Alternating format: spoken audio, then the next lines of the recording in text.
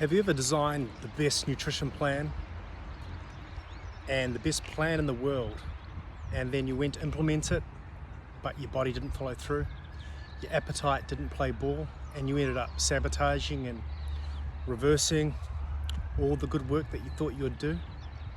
Well, I know that I've done that plenty of times, and then as I reflect on it, one of the biggest reasons why I think that is I demand more from my body than what it's capable. I see my body more as a well-oiled machine that should respond to my commands versus a big grumpy teenager who's driven by its mood swings and its appetites and its desires. So when things started to change for me and change for many of the clients that I dealt with, it was actually a matter of being more gentle on yourself, more able to perceive out of the paradigm that you're dealing with a big toddler.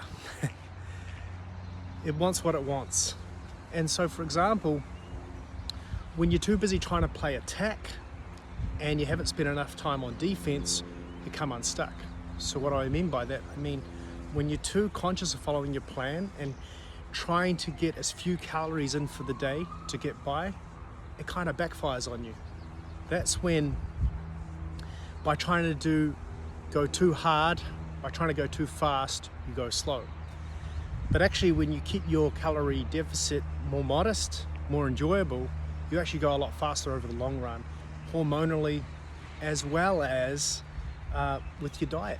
So what was happening in the past was I would try and follow a prescribed plan. It would be like, okay, have a 400 calorie breakfast, have an 800 calorie lunch, have a 200 calorie snack, and have a 600 calorie dinner, and run twice a day or whatever. That was great until it wasn't. And what I was ignoring was my inner child when I wanted to eat, when I desired and how full I felt. You see, I would try and fit within that parameter, but what would happen was I would do my 200 calorie snack, but I'd still be ravenous, and I'd have to hold out till dinner. And what would happen is I might do it 4 out of 5 days. But on that 5th and 6th day, man, it was binge time.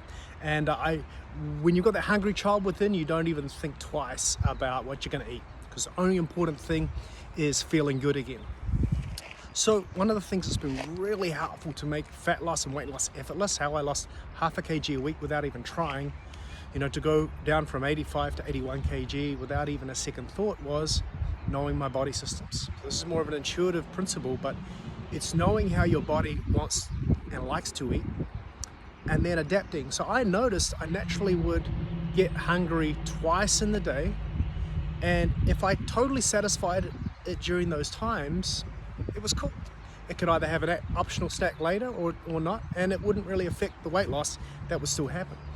But if I tried to follow a prescribed plan and push it out during those hours or that feeding window, I would get cranky, frustrated, and then I was likely to binge later. So there's just a wee fat loss tip of the day, and it's more than a tip, it's more of a paradigm shift.